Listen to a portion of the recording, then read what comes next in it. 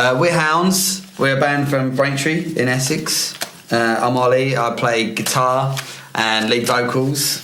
I'm Chaz. I play drums and the samplers. I'm Chris, bass player. What are your favourite and most influential bands?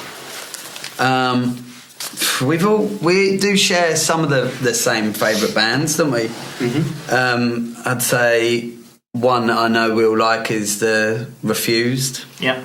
Band called Refused. It's probably one of my favourite bands actually. We were lucky enough to work with the same guys who mixed a lot of their stuff, called Pelle Henriksson and Eskil Lovström from Sweden. The Prodigy. Prodigy. Yeah, the Prodigy. And Into the Stone Age. Yeah. The Clash. Yep. And it's like a lot of all over the years, we've sort of been into loads of different bands, and we still am. Like, if you go way back, it's like Metallica and Pantera and bands like that. Silverchair in the early days were massively into yeah, and it's still really like them. Tribute band. Yeah, I still really like them now, but it's just not the way that our music has gone. We've kind of like moved away from the metal sound, but still listen to it all the time. What's most influential?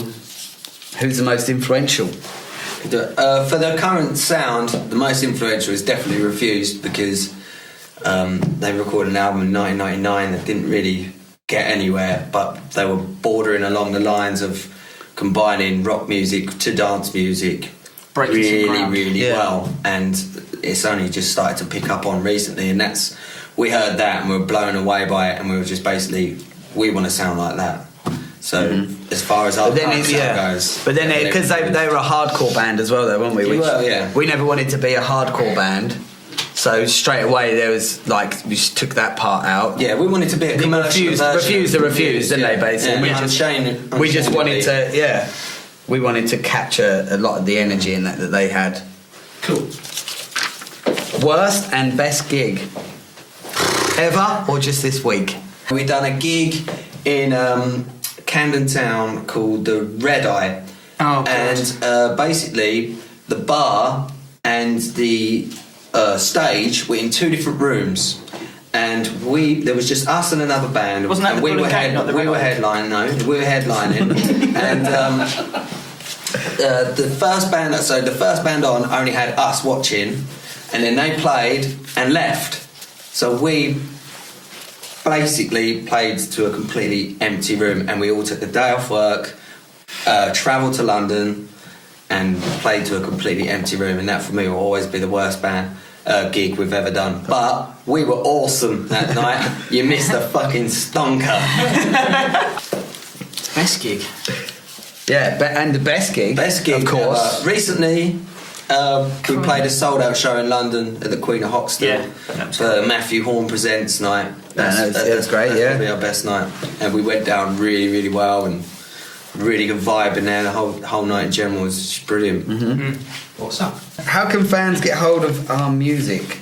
We're on all the social networking sites, as you have to be nowadays. But you can find all of the links to each one through houndsmusic.com, and we've got some free downloads on Music Glue, which again you can see the link on our website, MySpace. But we haven't actually released anything yet.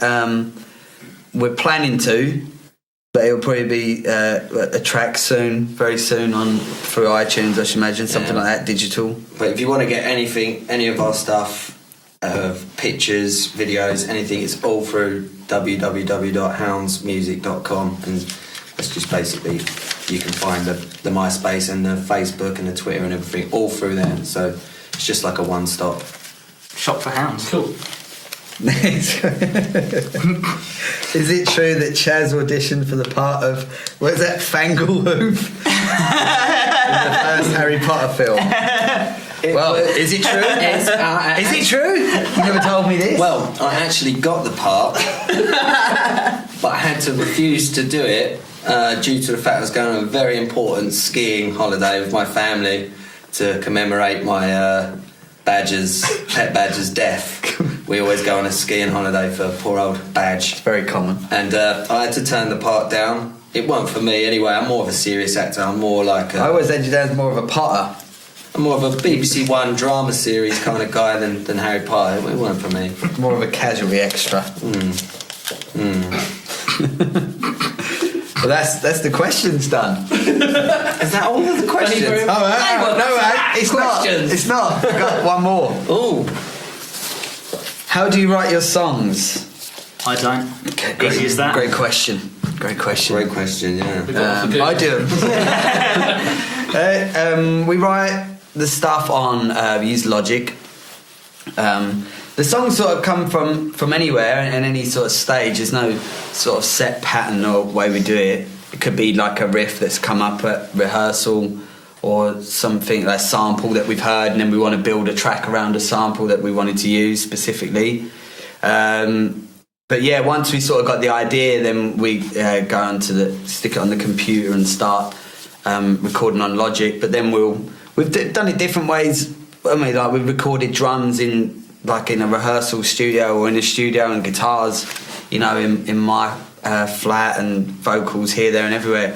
It's sort of like quite eclectic, really. It's a bit of a fucking mess, really. But the basic gist of our songwriting comes from Ollie has an idea. He creates it on Logic with all the backing, with the drums and the bass, and he brings it to a rehearsal room. And me and Chris will be like, well, what if I do this bit here and this bit here? And Ollie says, no, do it to how I've written it.